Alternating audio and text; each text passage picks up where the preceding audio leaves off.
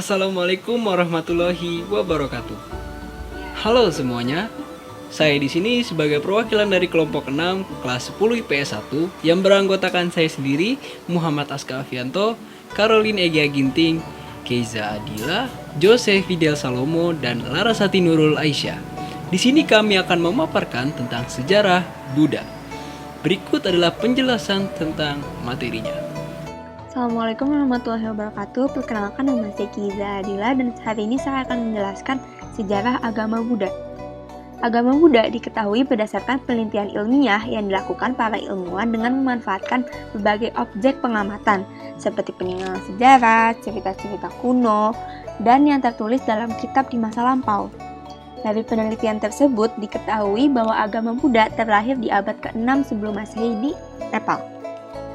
Orang yang menjadi pencetusnya adalah seorang kesatria bernama Siddhartha Gautama, putra Raja Suddhodana dari kerajaan Asoka di Kapilavastu. Pangeran Siddhartha dilahirkan tahun 563 sebelum Masehi. Sebelum melakukan penyebaran agama Buddha, Pangeran Siddhartha sempat melakukan semadi di bawah pohon Bodhi di Bodh Gaya.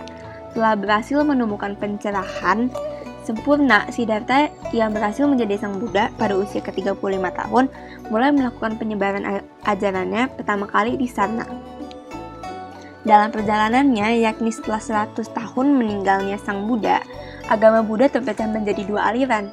Perpecahan tersebut terjadi karena adanya penafsiran yang berbeda dari masing-masing kubu. Kedua aliran tersebut adalah aliran Buddha Hinayana dan aliran Buddha Mahayana. Apa sih aliran Buddha Hinayana? Aliran Buddha Hinayana mempunyai sifat-sifat tertutup, dalam artian aliran yang berpendapat bahwa setiap orang hanya dapat mengerjakan pembebasan dari kesengsaraan untuk dirinya sendiri. Jadi sifatnya lebih tertutup. Sedangkan aliran Buddha Mahayana mempunyai sifat-sifat lebih terbuka. Dalam arti, setiap umat manusia berhak menjadi seorang Buddha sehingga pengaruhnya dapat membebaskan dirinya dan orang lain dari kesengsaraan. Aliran agama Buddha, baik Hinayana maupun Mahayana, berpegang teguh kepada kitab, yaitu kitab Tripitaka sebagai kitab sucinya. Dalam kitab ini tercatat ajaran dan sabda dari sang Buddha yang kemudian dijadikan pedoman hidup bagi penganut agama Buddha. Kitab Tripitaka sendiri terbagi menjadi 3 kubu, yaitu Sutta Pitaka yang berisi khotbah dari sang Buddha, Vinaya Pitaka yang berisi peraturan dan tata tertib dari para biksu, dan yang terakhir, Abhidhamma Pitaka yang berisi ajaran tentang psikologi dan hukum metafisik. Agama Buddha mengenal 4 hari raya keagamaan dalam 1 tahun. Keempatnya antara lain ada Hari Raya Waisak, Katina, Asada, dan Magha Puja. Kedati memiliki 4 hari besar keagamaan di Indonesia.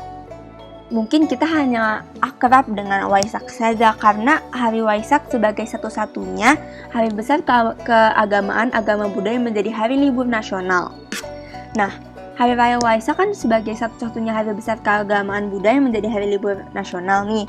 Jadi di hari itu digunakan sebagai peringatan 3 peristiwa penting dalam kepercayaan Buddha. Apa sih 3 peristiwa itu? Peristiwa itu adalah kelahiran sang Buddha, hari penerangan sempurna bagi sang Buddha, dan hari wafatnya sang Buddha. Terima kasih. Halo, perkenalkan nama saya Caroline Egya Ginting dari kelas X IPS 1 nomor absen 11.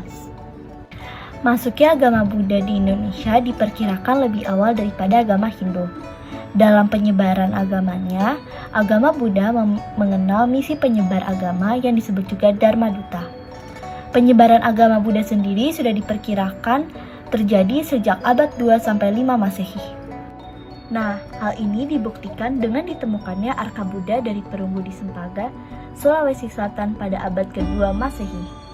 Selain itu ditemukan juga arka Buddha dari batu di Bukit Siguntang, Palembang, Sumatera Selatan. Dalam perkembangannya, agama Buddha yang terbesar di Indonesia adalah aliran Buddha Mahayana. Perkembangannya begitu pesat, terutama pada masa kejayaan Kerajaan Mataram Buddha Wangsa Syailendra dan Kerajaan Sriwijaya. Selain itu, penyebarannya melalui yang pertama, perdagangan yang tersebar saat para pedagang India datang ke Indonesia. Yang kedua, melalui perkawinan. karena ada orang asli Indonesia yang menikah dengan orang India yang beragama Buddha. Yang ketiga, sengaja datang ke Indonesia untuk menyebarkan agama Buddha. Yang keempat, yang terakhir, budak-budak beragama Buddha yang datang dari India ke Indonesia. Ada 6 ajaran Buddha yang jarang diketahui oleh orang banyak. Yang pertama adalah tidak ada mukjizat. Yang kedua, semua orang dapat masuk surga. Yang ketiga, surga bukanlah tujuan. Yang keempat, semua orang dapat masuk Buddha. Yang kelima, dosa artinya berbeda. Yang keenam, tidak ada doa untuk memohon.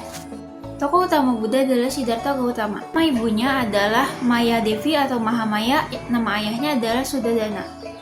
Raja Sudadana memerintahkan di kota Kapilastu, ibu kota dari kerajaan Sakya di daerah India Utara, sekarang di daerah kerajaan Nepal. Pangeran Siddhartha dilahirkan di Taman Lumbini di bawah pohon sala. Pada waktu purnama Siddhi Vesaka, kira-kira 623 sebelum Masehi.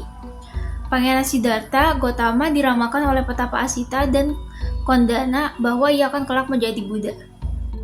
Raja Sudadana berusaha keras agar Pangeran Siddhartha Gautama menjadi raja besar dengan mendirikan 3 buah istana mewah bagi tempat merawat Pangeran Siddhartha Gautama. Kemudian, dalam usia yang sangat muda, 16 tahun, Pangeran Siddhartha Gautama dinikahi oleh putri tercantik pada waktu itu yang bernama Yasodhara. Beliau menempuh cara hidup yang disebut dengan Majjhima Patipada, yang berarti menghindari 2 ekstrim.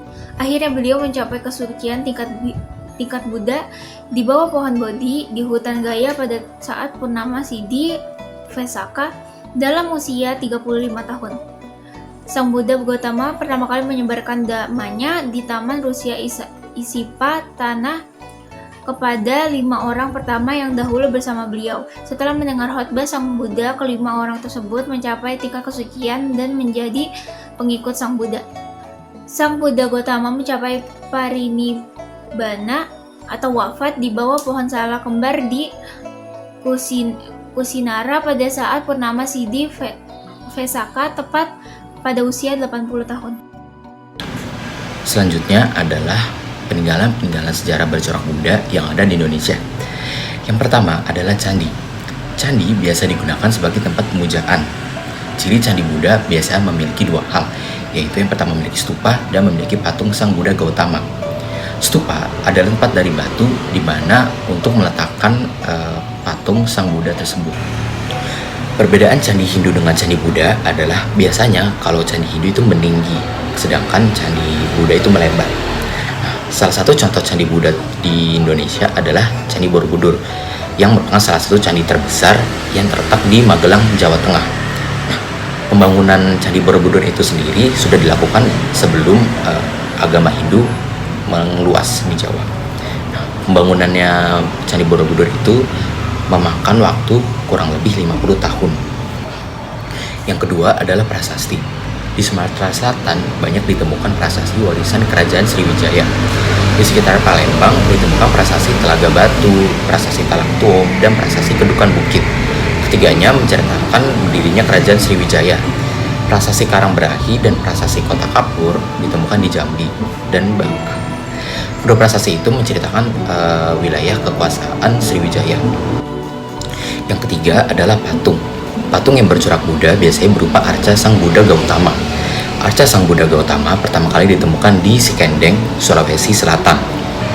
Yang keempat adalah karya sastra atau kitab. Ada beberapa karya sastra yang memiliki corak Buddha. Salah satu contohnya adalah Kitab Sotasoma karangan Hutan Tular. Kitab Sotasoma sendiri itu menceritakan tentang kisah Raden Sotasoma. Kisah ini mengajarkan pengorbanan dan cinta kasih yang harus ditempuh seseorang untuk mencapai kesempurnaan tertinggi. Salah satu ungkapan dari Kitab Sotasoma yang terkenal adalah Bhinneka Tunggal Ika Tanhana Dharma Mangrawa, yang berarti berbeda-beda tapi pada hakikatnya merupakan satu kesatuan. Yang kelima adalah tradisi. Tradisi agama Buddha yang sekarang ini kita jumpai banyak dipengaruhi oleh budaya Cina. Dan tradisi agama Buddha yang ada misalnya berdoa di wihara. Tradisi lain yang ada juga adalah ziarah. Ziarah itu dilakukan dengan mengunjungi tempat-tempat suci leluhur seperti candi. Kegiatan yang dilakukan pada saat ziarah adalah membaca doa dan membawa sesajenan. Lalu kita masuk ke materi yang terakhir, yaitu agama Buddha di Indonesia. Agama Buddha di Indonesia memiliki sejarah panjang. Di Indonesia, selama era administrasi Orde Baru, terdapat 5 agama resmi di Indonesia menurut ideologi negara Pancasila. Salah satunya termasuk agama Buddha. Presiden Soeharto telah menganggap agama Buddha sebagai agama klasik di Indonesia. Agama Buddha merupakan salah satu agama tertua yang ada di dunia. Agama Buddha berasal dari India, tepatnya Nepal, sejak abad ke-6 sebelum Masehi dan tetap bertahan hingga sekarang. Agama Buddha berkembang cukup baik di daerah Asia dan telah menjadi agama mayoritas di beberapa negara seperti Taiwan, Thailand, Myanmar, dan lainnya. Agama Buddha kemudian juga masuk ke Nusantara yang sekarang ini disebut Indonesia dan menjadi salah satu agama tertua yang ada di Indonesia saat ini. Buddhisme yang menyebar di Nusantara pada awalnya hanya sebuah keyakinan intelektual dan hanya sedikit berkaitan dengan supranatural. Namun, dalam prosesnya, kebutuhan politik dan keinginan emosional pribadi untuk terlindung dari bahaya-bahaya oleh sosok dewa yang kuat telah menyebabkan modifikasi dalam agama Buddha. Dalam banyak hal, Buddhisme adalah sangat individualistis, yaitu semua individu, baik pria maupun wanita, bertanggung jawab untuk spiritualitas mereka sendiri. Siapapun bisa bermeditasi secara sendirian. Candi tidak diperlukan, dan tidak ada pendeta yang diperlukan untuk bertindak sebagai perantara. Masyarakat menyediakan pagoda dan kuil-kuil hanya untuk menginspirasi kerangka pikiran yang tepat untuk membantu umat dan pengabdian dalam kesadaran diri mereka. Meskipun di Indonesia, berbagai aliran melakukan pendekatan pada ajaran Buddha dengan cara-cara yang berbeda. Fitur utama dari agama Buddha di Indonesia adalah pengakuan dari 4 kebenaran mulia, dan jalan utama berunsur 8. 4 kebenaran mulia melibatkan pengakuan bahwa semua keberadaan dipenuhi penderitaan. Asal mula penderitaan adalah keinginan untuk objek duniawi. Penderitaan dihentikan pada saat keinginan berhenti. Dan jalan utama berunsur 8 mengarah ke pencerahan. Jalan utama berunsur 8 mendatangkan pandangan, penyelesaian, ucapan, perilaku, mata pencaharian, usaha, perhatian, dan konsentrasi yang sempurna. Sekian materi yang dapat kami sampaikan tentang sejarah agama Buddha. Jika ada kekurangan dalam penyampaian kata-kata kami mohon maaf. Wassalamualaikum warahmatullahi wabarakatuh.